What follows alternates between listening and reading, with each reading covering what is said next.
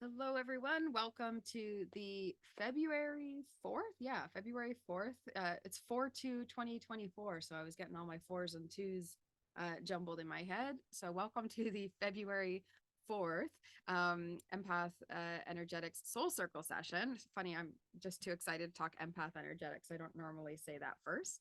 But I'm going to do our collective reading for the next week. So this will go from now until uh, the 10th. So February 10th.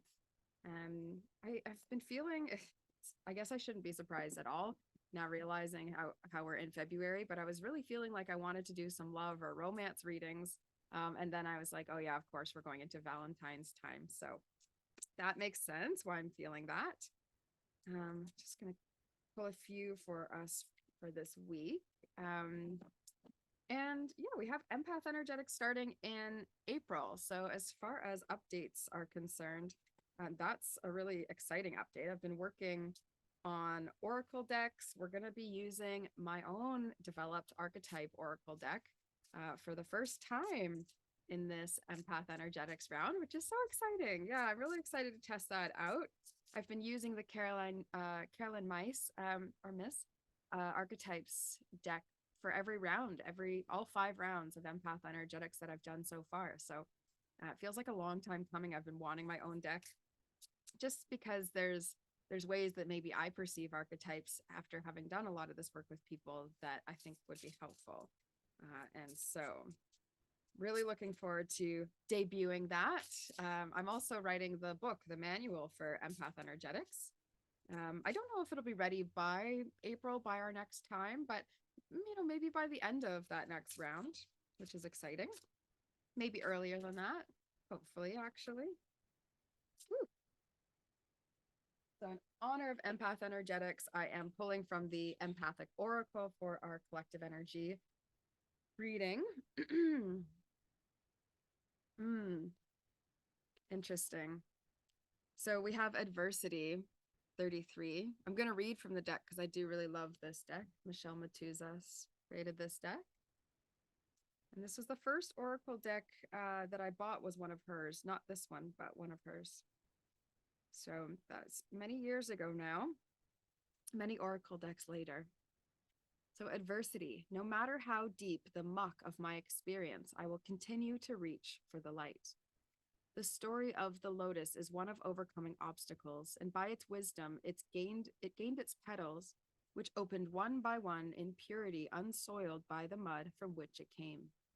So for the empath, often born into challenging family situations, later attracting partners in relationship who cannot love us as we need, and adding the experiencing of day-to-day emotional overloading simply because of who and what we are, it soon becomes evident that adversity is a companion on our path. The muck of your emotional life is not a pleasant experience, but it possible that you can learn from the story of the lotus. Inner strengths can be found and developed, and there may even be a realization that the mud isn't that bad when you focus on the beauty of the destination. Do not let the muck of emotional life soil the purity of the gift that you are. I'm going to say that one again. For the empaths in the back, do not let the muck of emotional life soil the purity of the gift that you are. It's so easy for us to allow our emotions to cloud our perceptions of things and hold our emotions as the only truth, when really they're just one piece of our truth, one piece of our expression. So the questions from this card are: has adversity weighed me down to the point of being not able to move forward? Am I allowing my inner strength to present itself? Look deep into this situation. Is there a beauty to be found in it? Be open to the unraveling and new presentations. Ask yourself if this situation needed to be in order to get where you are going. Right? So actually seeing the gift sometimes even before it's actually arrived, which reminds me of an experience that I had while recently in a healing circle. And it was an interesting message because the gift that was being given, this soul piece that was being given, um, seemed like it maybe wasn't being fully appreciated or well received, or maybe just not quite understood. There was an aspect to this item that was being brought back and the placing as to where it was being put that seemed a little bit, maybe off kilter or concerning to the client. And the message with it really was to, allow the client to receive it by choice. So, would you like to receive this piece? They said yes. Okay, put it in. But the interesting part was there was like lots of questions afterward. And the feeling was actually like, there doesn't need to be much more explanation than was already given. And sometimes things are like that. Sometimes these adversities, these challenges, maybe even just things that we're unfamiliar with, or distractions, even something that we perceive as a distraction, comes into our path, comes into our lives, and we label it, okay, that's a challenge, that's a distraction, that's something taking me away from my path, or that's something blocking me, that's an obstacle, when we actually haven't even realized what the gift could be later on. So to have that foresight or that ability, to look at what we experience currently in our lives, whatever we have already pre-labeled that doesn't feel like it's working or feels like it's out of alignment or something that, yeah, again, I think this word of distractions, things that we label as a distraction, we could later see was such a gift, right? I don't know why this is jumping in my head, but my parents have this tiny Yorkie. Um, and he's quite distracting, just as a total reality. He can be really chatty, as a dog would be. And so I joke a lot of the time that actually my mom, was really needing some sort of like joy maker distraction in her life. Like it keeps her on her toes, keeps her busy. And my dad is now retired. And so I just say, this is the perfect dog for you where you're at in life, because he always wants this attention and there's always something, to do with him. So they've griped less and less now about the dog to me, because I kept saying this, hey, what if it's not so bad? What if this is actually kind of a bit of a gift? And I actually notice the dog will ask for way more attention when my mom is more stressed, which is quite funny. So I said, hey, I kind of noticed this. Maybe there's something to that. So maybe there's something to the way that you are currently being challenged, or the way that you're currently feeling forced. Like, what is the muck in your life? What are your emotions fixating on, that feel stressful or not right? And how could it maybe be a gift? Of course, I'm not saying every single piece of suffering is a gift, but later on, sometimes we do glean that.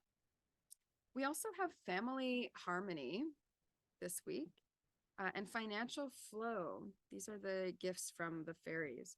The family harmony piece also, I believe, is about found family.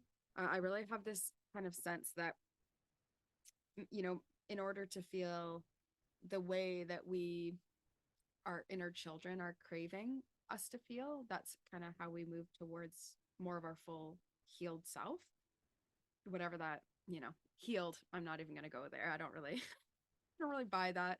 But I think there's this idea that, we need to fix all of the things or heal all of the ways that we maybe have been hurt or challenged by family, when in reality, it's like we actually are needing to call back the aspects that we felt were missing for ourselves as part of our empowerment. So it's like, no matter which way you spin it, one's going to feel a lot better because you're going to be finding joy and reclaiming connection with people. Maybe you're going to be building ways to comfort yourself or soothe yourself.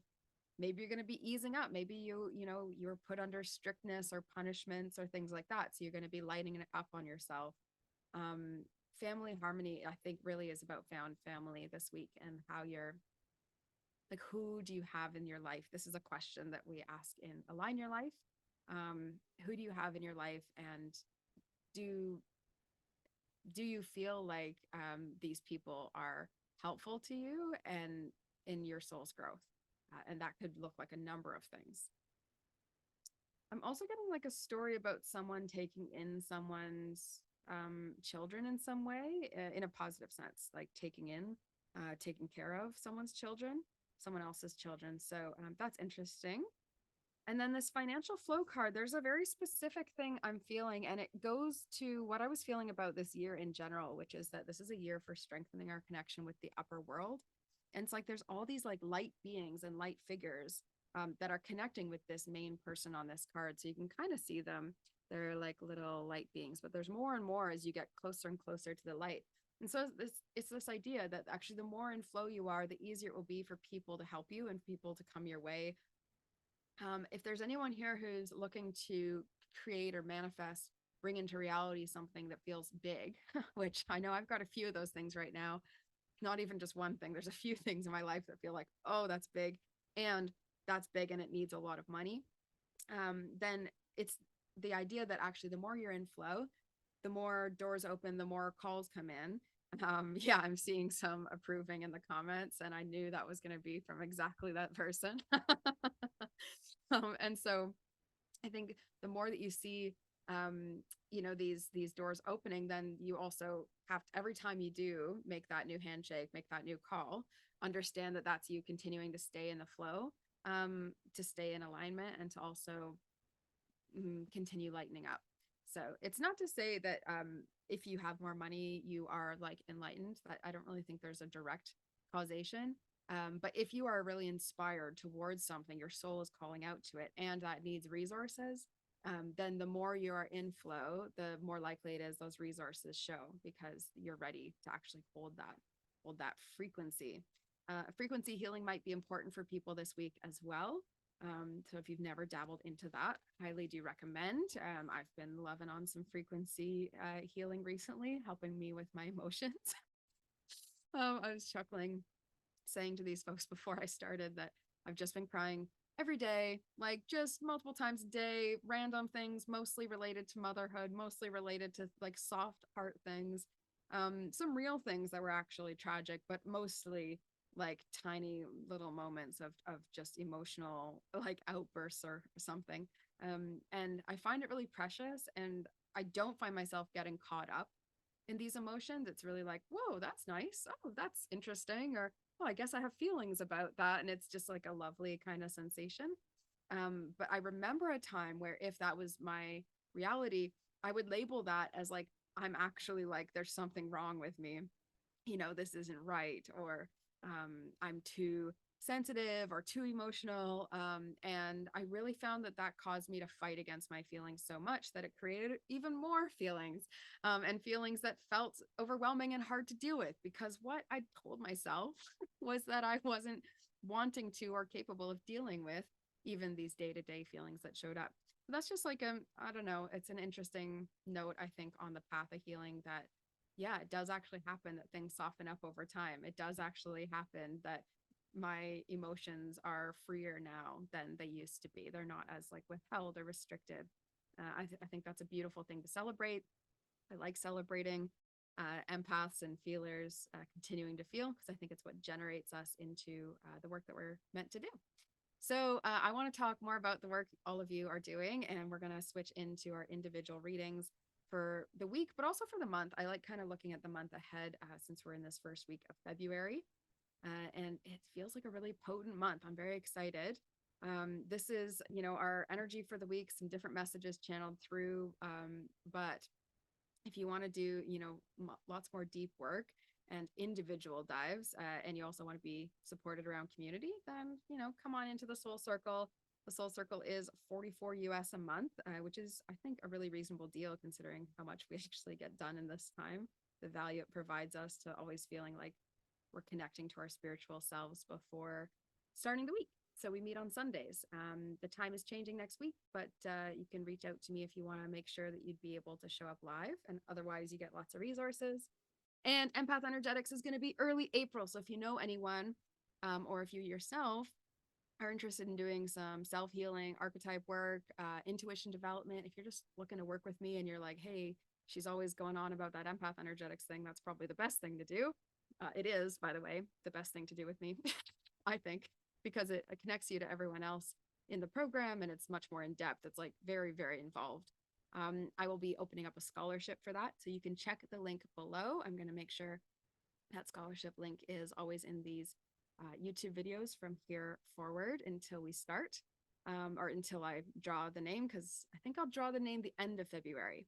That way, there's still a little bit of time for anyone else who's thinking about it. I know sometimes people will apply for the scholarship and then they will actually want to end up taking the course. And I like to give them space to, yeah, make that decision. So, yeah, if you're interested and you are feeling like it's not accessible to you, then that's one way that you can access it. And I am so thankful. One of my clients, Sonia, has made it possible for me to offer this scholarship um, without it taking away from my own income. So she's made it possible for me to offer this scholarship really easily this year, rather than in years past where I'm just like, I so want people to take the program, and I so like to be accessible.